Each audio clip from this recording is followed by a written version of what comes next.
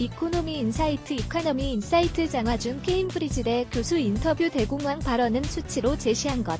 한국은 재정이 엄청 건전한 나라. 재난지원금은 전 국민에게 지급해야 한겨레 자료. 코로나19 사태를 온전하게 해결하는 데 2년 정도 걸릴 것으로 봅니다. 장화준 영국 케임브리지대 교수는 이코노미 인사이트 10도를 맞아 4월 20일에 한 전화 인터뷰에서 18개월 안에 백신이 나온다는 전제 아래 경제가 온전히 옛날로 돌아가려면 2년 정도 걸릴 것으로 전망했다. 장 교수는 코로나 사태가 대공황에 버금가는 위기라고 한 말에 대해선 막연, 비공포를 조장하는 게 아니며 객관적인 수치로 얘기한 것이라고 강조했다. 재정 건전성 문제와 관련해선 한국은 재정이 엄청 건전한 나라라며 재정 투입의 소극적인 기획재정부를 비판했고, 논란 중인 재난지원금 지급 문제를 놓고는 재난지원금은 일단 전 국민에게 다 주어야 한다고 덧붙였다. 코로나19 사태는 언제까지 이어질 것 같은가? 제대로 경제활동을 하려면 치료 백신이 나와야 한다. 지금까지 코로나 바이러스 관련 감염병 백신은 개발된 적이 없다고 한다. 아무리 일러도 12개월, 보통 18개월 걸린다고 한다. 언젠가 개발되겠지만 18개월 뒤에 백신이 나온다고 해도 곧바로 경제는 좋아지지 않는다. 도산한 기업이 정비돼야 하고 실업자가 일자리를 찾아야 한다. 경제를 다시 바로 세우는데 6개월가량 걸린다. 18개월 안에 백신이 나온다는 전제 아래 경제가 온전히 옛날로 돌아가려면 2년 정도 걸릴 것이다. 교수님이 언론과 한 인터뷰에서 대공황에 버금가는 경제위기가 올 수 있다고 전망했다. 이에 이종우 애널리스트는 경제에 도움은커녕 공포만 조장한다고 비판했다. 나는 객관적인 수치로 얘기했다. 막연히 공포를 조장하는 게 아니다. 미국은 코로나19 확산 뒤 신규 실업자만 2,200만 명에 이른다. 코로나19 사태가 장기화하면 미국 실업률이 30%를 넘어설 수 있다. 수치만 보면 대공황 때에 버금가는 위기다. 물론 대공황 때는 정부가 재정정책을 잘하려 했고 중앙은행이 보수적이어서 직접 비교하기 어려운 측면은 있다. 하지만 일부 금융시장에서 나오는 말대로 서너 달 지나 경제가 되살아난다고 할 정도는 아니다. 2008년 글로벌 금융위기와 코로나19 사태 가운데 뭐가 더 심각하다고 보나? 글로벌 금융위기 자체는 금융시장 경색에서 왔다. 그 부분을 풀어주면 경제는 다시 좋아질 수 있었다. 이번 사태는 금융뿐만 아니라 실물경제 전반에 걸쳐 있다. 생산 자체가 안 된다.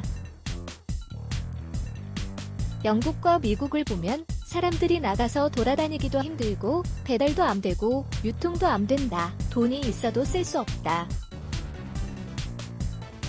생산, 유통, 소비 전반에 걸친 위기다. 코로나19 사태를 푸는 방식 가운데 중앙은행의 금융정책과 정부의 재정정책 가운데 무엇이 효과적이라고 보나? 재정정책이 효과가 있지만 잘 디자인해야 한다. 장기적으로 사회에 도움이 되게 이끌어야 한다. 예를 들어 기업에 보조금을 줄 때 친환경 투자를 더 많이 하라, 사회에 필요한 연구개발을 더 많이 하라, 사회적 약자 처우를 개선하라 같은 조건을 붙여 기업을 지원해야 한다. 단기적으로 돈을 쓰는 것도 중요하지만 이걸 기회로 삼아 우리가 어떻게 더 좋은 사회를 만들지 생각하며 투자해야 한다.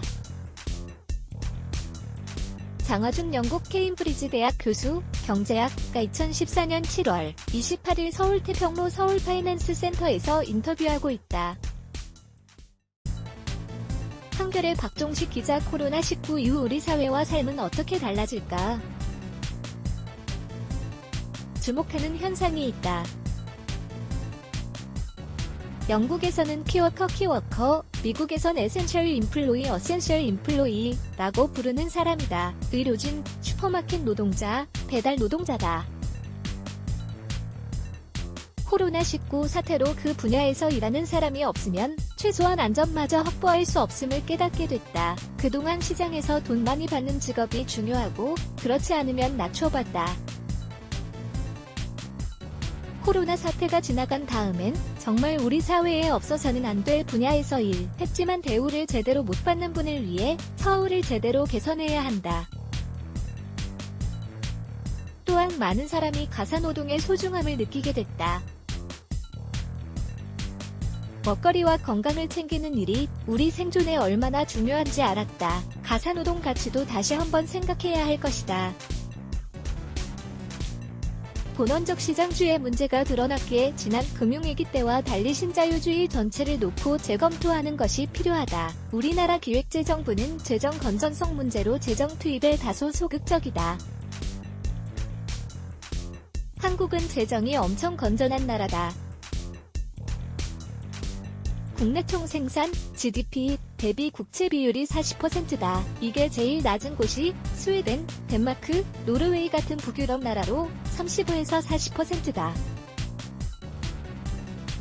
경제협력개발기구, OECD 같은 보수적인 기관에서도 오죽하면 한국은 돈 좀 더 써도 된다고 할 정도다. 주목할 점은 복지정책을 제일 잘하는 북유럽 나라들이 재정 건전성에서 세계 최상위라는 점이다. 복지 지출을 많이 한다고 재정을 엉성하게 운영하지 않는다. 재정 건전성을 입에 달고 사는 미국은 GDP 대비 국채 비율이 100% 넘는다. 복지정책이 제일 센 나라가 재정도 건전하다. 복지와 재정 건전성을 연결하는 사람들은 무슨 근거에서 그런 말을 하는지 모르겠다. 논란 중인 재난지원금 지급 문제는 어떻게 생각하나? 재난지원금은 일단 전 국민에게 다 주어야 한다. 말 그대로 재난이 있으니 긴급 지원을 하는 것인데 개개인별로 소득이 상위 몇 %냐 이런 것을 따지고 있을 시간이 없다. 저는 보편적 복지를 주장하는 사람이니 재난지원금 같은 것은 모든 사람에게 다 주는 것이 맞다고 생각한다. 설사 상위 20에서 30%는 안 받아야 한다는 사회적 합의가 도출되면 상황이 안정되었을 때 세금으로 상위 소득자한테서만 재난지원금 해당 부분을 걷어가면 된다. 정혁준 기자 준한이.co.kr 장화준 교수 인터뷰는 코로나 사태는 신자유주의 바꾸는 계기로 이어집니다.